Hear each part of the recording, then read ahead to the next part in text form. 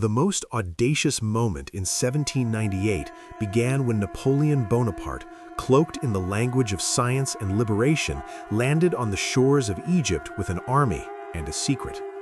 Europe had been convulsed by revolution for a decade. Britain's hold on global trade and its lifeline to India loomed largest in French calculations.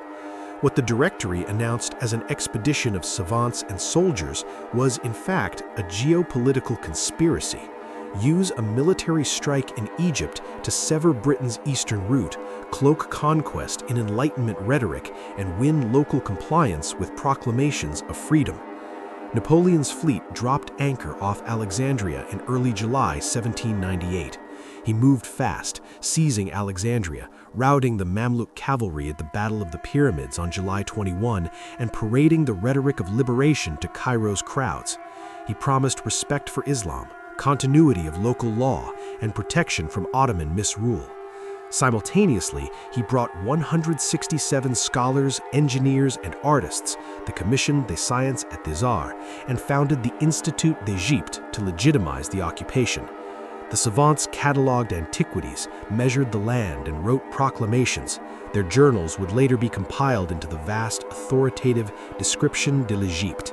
That façade of scholarship was central, Enlightenment veneer for a strategic land grab aimed at the heart of British power.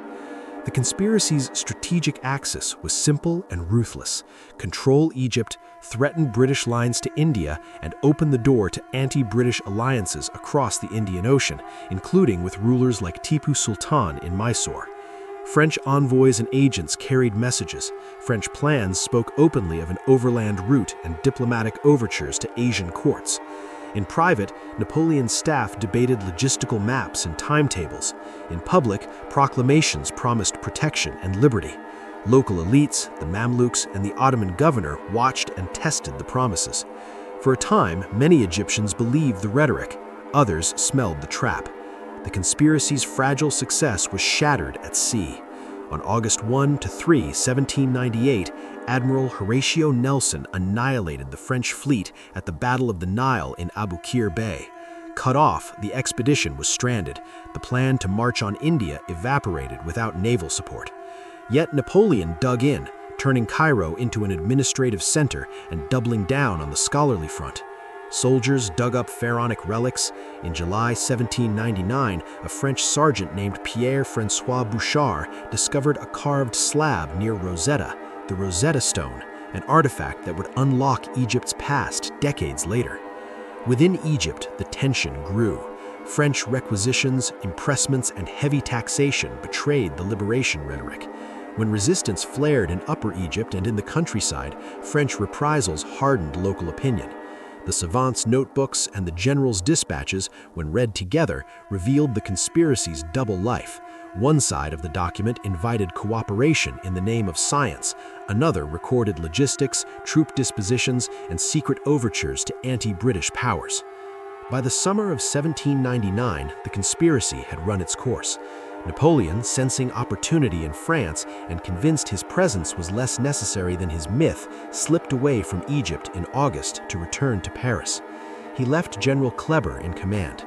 Kleber would be assassinated in 1800, and the expedition would stagger on until the French evacuation in 1801.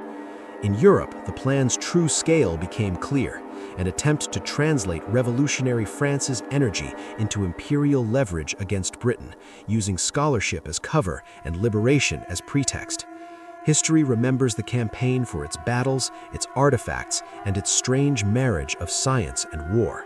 But beneath the pyramid's shadow lies a truer story, a conspiracy of statecraft and ambition. Bonaparte's Egyptian gamble was not merely a battlefield success, it was a deliberately cloaked strategy to strike at Britain's global lifeline. It failed at sea, but it left behind a complex legacy: the Rosetta Stone, the Description de l'Égypte, and a lesson in how ideas of enlightenment can be enlisted to hide raw geopolitical aims. The Nile bore witness to a moment when rhetoric and realpolitik braided together, and when the promise of liberation concealed the hard calculus of empire.